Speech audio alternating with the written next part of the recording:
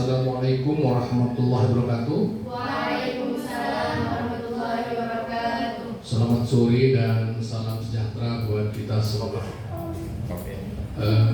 Alhamdulillahirrahmanirrahim. Wassalatu wassalamu ala asrafil anbiya wal mursalin wa ala alihi wa sahbihi ajma'in. Rabbi shrah li sadri wa yassir li amri wahlul 'uqdatam min lisani yafqahu qawli.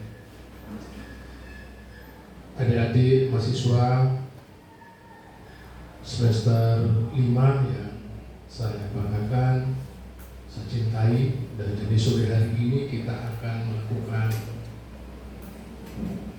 kuliah pelajaran tentang sosiologi hukum. Ya. Kemudian sebelum saya mulai,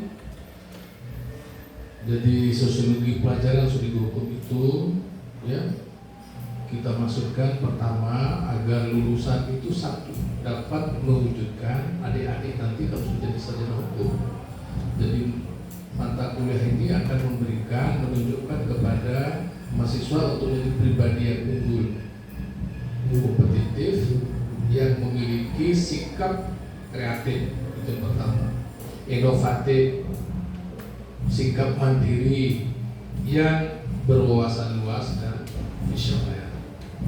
Kemudian berikutnya, mahasiswa juga diharapkan nanti lulusan itu untuk menguasai pengetahuan dan langkah-langkah pengembangan untuk pemikiran kritis, logis, kreatif, inovatif, dan sistematis.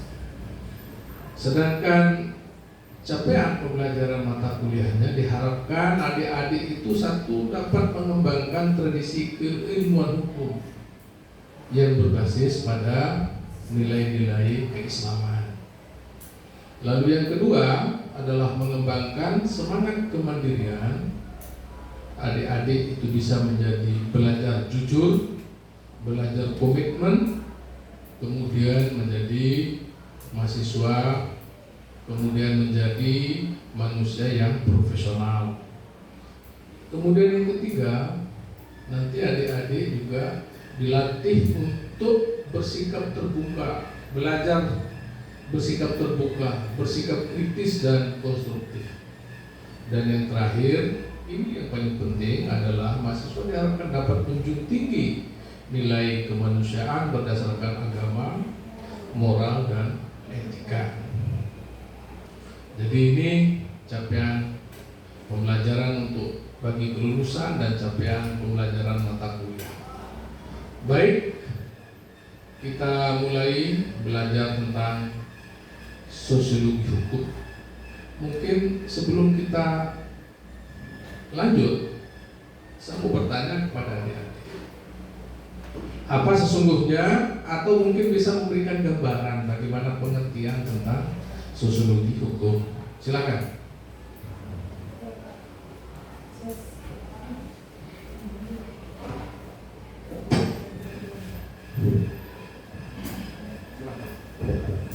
Pengertian dari sosiologi hukum adalah ilmu yang mempelajari perilaku hukum dari warga masyarakat.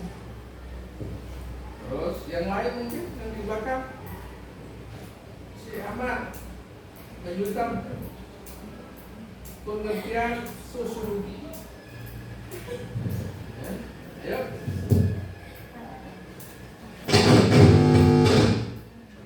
Pengertian sosiologi hukum. Bisa? Oke. Jadi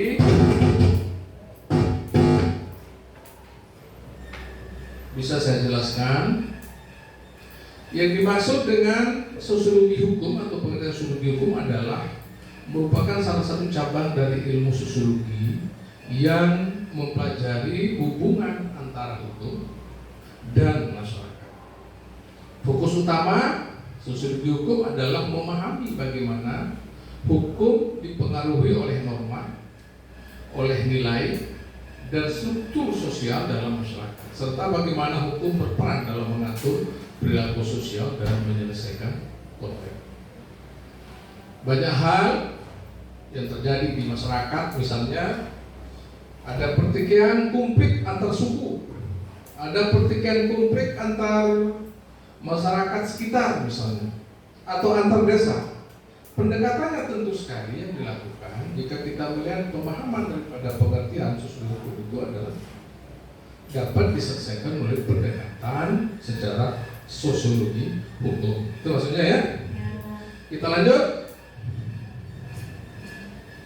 Kemudian ini susul hukum menurut sosiologi hukum menurut Max Weber. Jadi Max Weber ini adalah salah satu sosiolog Jerman kalau tidak salah ini. Jadi dalam pandangannya Weber mengatakan bahwa sosiologi hukum itu adalah hukum tidak hanya berfungsi sebagai aturan yang mengatur masyarakat, akan tetapi juga sebagai sistem sosial yang kompleks. Hukum yang ada dalam masyarakat sangat tergantung pada jenis, otoritas dan tingkat resolutivitasnya, serta bagaimana hukum itu mendukung struktur kekuasaan dan sistem ekonomi yang ada. Pandangan dari Weber menekankan bahwa hukum modern yang nasional legal merupakan ciri khas masyarakat modern dan memiliki peran penting dalam menjaga keteraturan serta mendukung kapitalisme dan birokrasi. Ini Max Weber. Jadi pandangan Max Weber tentang sosiologi hukum ya seperti yang saya sampaikan tadi. Lalu ini sosiologi juga Emil Durkheim mengatakan ya, jadi ada dua orang sosiolog ahli di bidang sosiologi hukum yang sebagai ahli di bidang sosiologi dan kemasyarakatan. Emil Durkheim memandang bahwa hukum itu adalah refleksi dari solidaritas sosial dalam masyarakat. Menurutnya, jenis hukum yang ada mencerminkan tipe solidaritas dalam masyarakat. Yang pertama, ada yang disebut dengan soliditas mekanik dan ada yang disebut dengan soliditas organik. Yang mekanik mana? Adalah masyarakat itu dia lebih sederhana dan homogen. Dia akan bersifat represif untuk menjaga sistem atau tatanan kesatuan sosial di dalam masyarakat. Sedangkan yang solidaritas organik itu adalah lebih kompleks karena dia terjadi di masyarakat modern seperti masyarakat kita di saat ini, dan dia bersifat heterogen. Heterogen itu berbagai macam kalangan bersatu, ya, bersatu. Kemudian di sini akan bersifat restitutif. Jadi ada dua sifat menurut Durkheim itu. Satu, kalau dia mekanik tentu akan bersifat represif untuk mempertahankan kesatuan. Sedangkan yang kedua, yang organik itu dia bersifat restitutif, pemulihan dan mendukung kerjasama antar kelompok, antar individu yang memiliki fungsi sosial yang berbeda.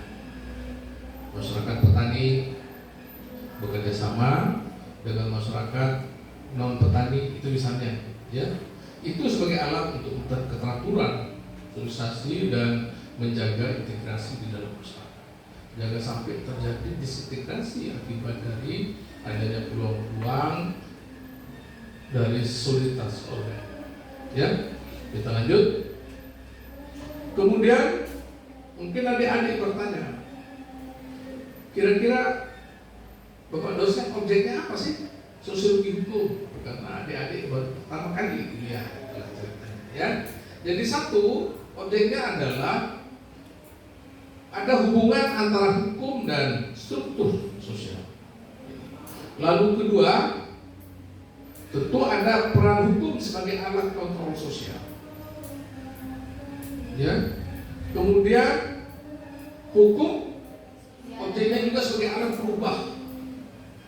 Misalnya dulu di zaman Orde Baru atau adik-adik ada yang tamat dari SD Impres misalnya, atau di desanya itu ada sekolah Impres atau SD Impres begitu ya.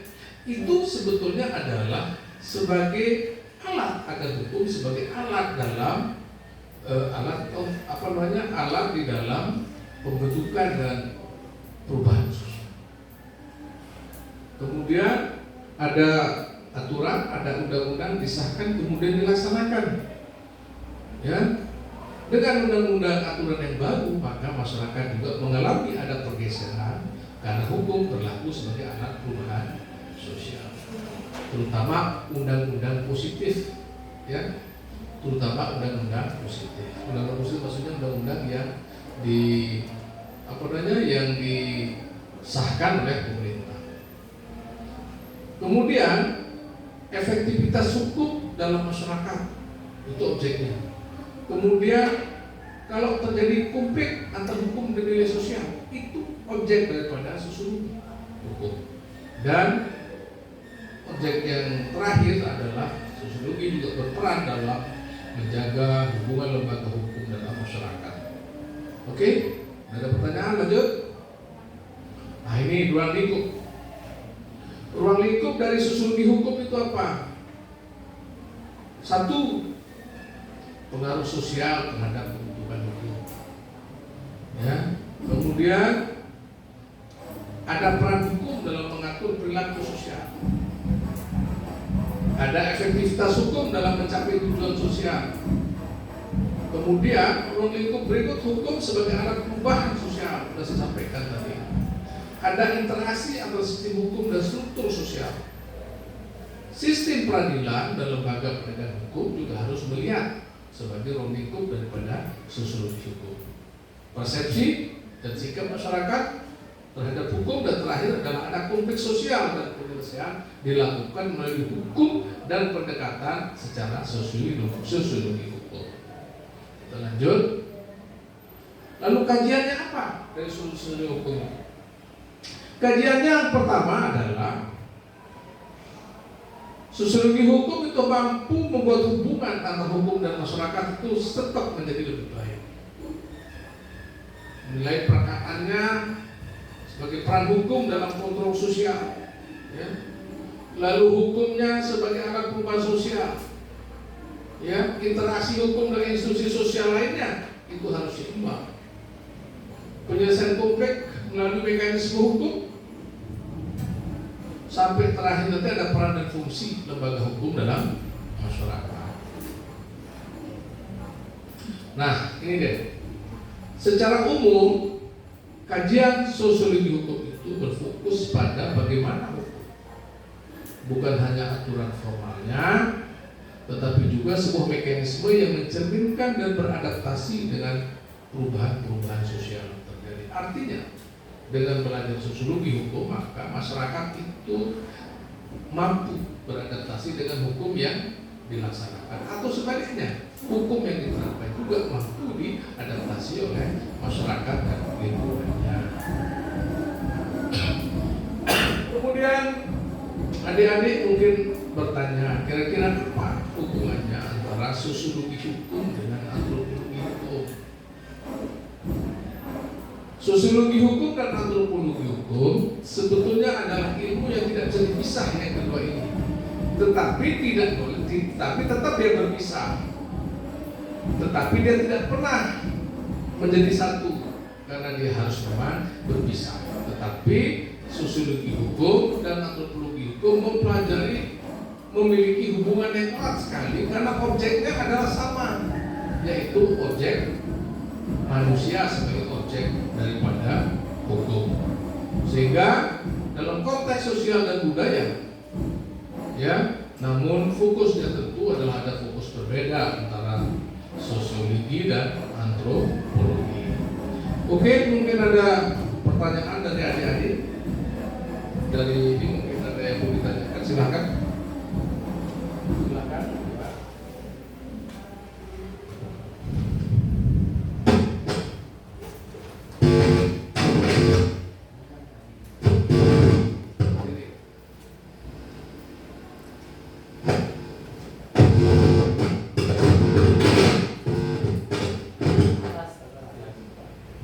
Baiklah, saya terima kasih untuk Bapak dosen sudah memberikan saya untuk bertanya.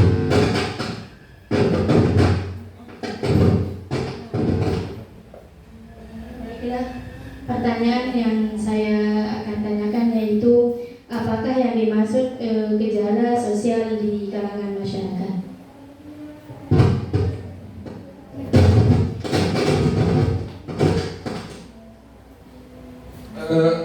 Saya sampaikan terima kasih pertanyaannya, cukup bagus. Jadi pertanyaan tadi disampaikan tentang apa yang dimaksud dengan gejala sosial.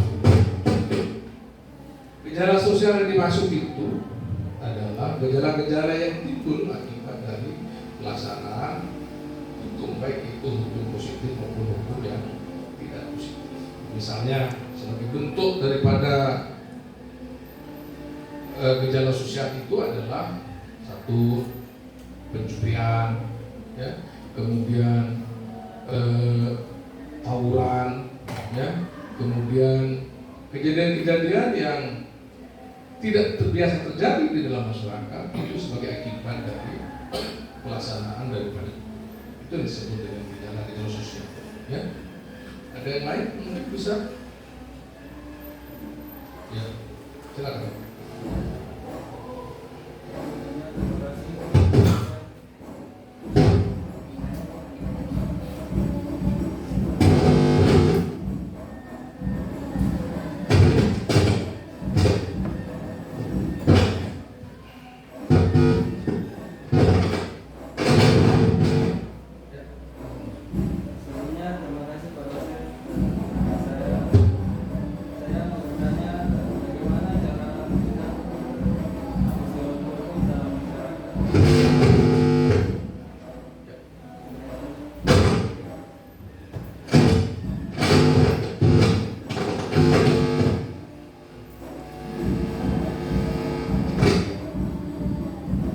Berkaitan dengan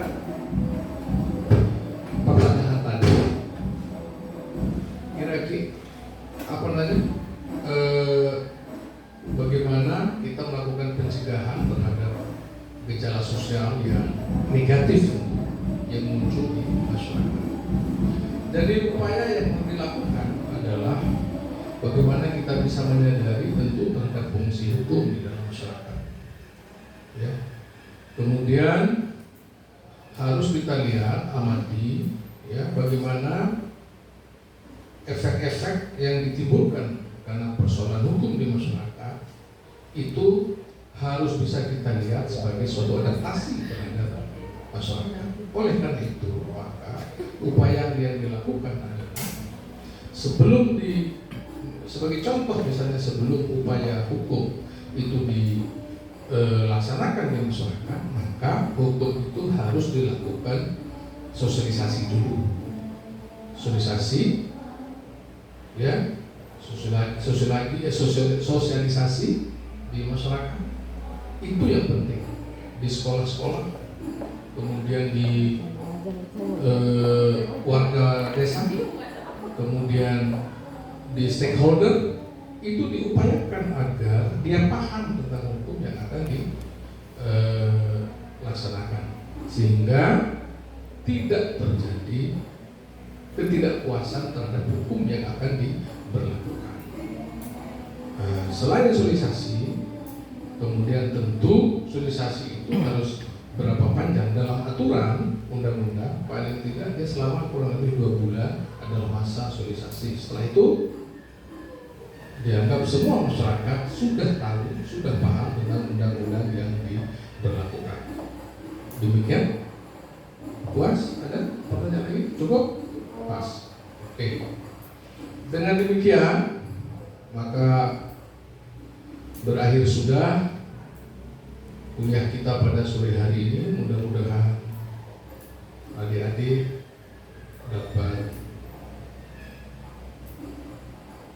mengerti, memahami, menjelaskan, menunjukkan tentang contoh, pengertian, kemudian tentang apalagi ruang lingkup daripada sosiologi hukum dan bagaimana kaitan dengan perundang-undangan itu juga sebagai kaitan kajian daripada sosiologi hukum. Demikianlah yang bisa sampaikan. Terima kasih atas segala pertanyaannya yang baik, yang menyenangkan. Mudah-mudahan minggu depan kita sambung kembali dalam pertemuan yang sama tentang sosiologi hukum. Saya mohon maaf jika ada hal yang kurang berkenan. Allahumma fiq ila wa biqorik. Assalamualaikum warahmatullahi wabarakatuh.